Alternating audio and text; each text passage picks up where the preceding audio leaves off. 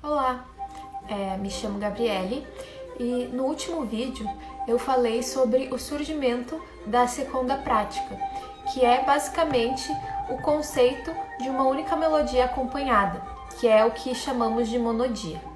Dando continuidade, então, esse acompanhamento de qual eu falei era chamado de baixo contínuo e consistia em uma única melodia anotada sobre a qual um grupo de instrumentos adicionavam as notas necessárias para preencher a harmonia implícita no baixo, que era frequentemente assinalada com cifras indicando os intervalos apropriados.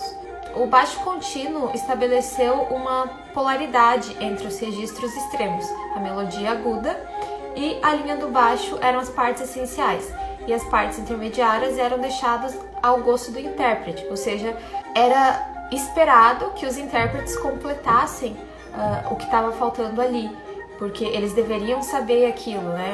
Então, tinha só a cifra ali com a nota do qual era a fundamental, e aí deveria se completar o restante do acorde implicitamente. Essa flexibilidade, então, permitiu que os solistas ornamentassem as melodias livremente, sem precisar se preocupar com as regras de contraponto, permitindo assim que eles demonstrassem suas habilidades virtuosas.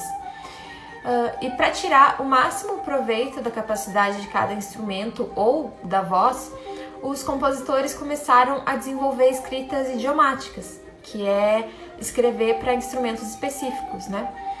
Então, ao contrário da música renascentista, que as partes poderiam ser executadas por instrumentos variados ou pela voz, mas não tinha uma especificação de qual instrumento tinha que ser. Além dessas características, tem algumas outras. Eu vou listar elas agora, só para ter uma ideia de quais foram as principais características. Então, a monodia, foi o que falei, uma única melodia acompanhada. A homofonia, com uma voz diferente cantando por cima do acompanhamento, como nas áreas italianas. As expressões mais dramáticas, como na ópera, né, que é aquilo que vinha do canto grego antigo. As combinações de instrumentação e voz mais variadas em conjuntos e oratórios e cantatas. A área, que era uma peça curta cantada em uma cantata ou então um instrumental numa... O ritornello, que é um símbolo que significa o retorno a um certo trecho da música, que são aqueles dois pontinhos.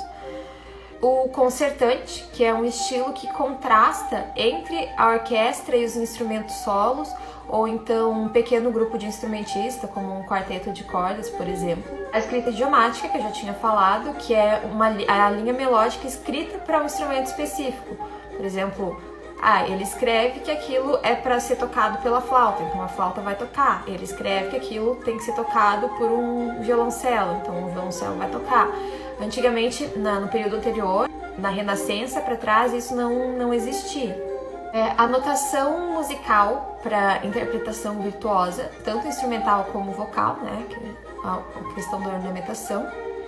O desenvolvimento do conceito de tonalidade da música ocidental. Isso é importantíssimo, porque antes do período barroco não se tinha um conceito de tonalidade, se utilizavam os modos gregos, que são 7. A partir do período barroco, começaram a utilizar mais os primeiros dois modos, o jônio e o dórico, que é o que a gente conhece como o modo maior e o modo menor, e foi a partir daí, então, que se estabeleceu o conceito de tonalidade. E, por último, aqui nos meus exemplos, a cadença, que é uma seção onde o virtuose, que está tocando, o intérprete, pode improvisar livremente dentro daquela harmonia, tanto tocando sozinho quanto tocando acompanhado com uma orquestra de cordas, por exemplo. É a parte que ele improvisa livremente. Então, essas foram uma das principais características do período, e no próximo vídeo, e o último dessa sessão de 4, eu vou falar um pouco sobre os principais compositores. Espero que vocês tenham gostado. Até logo!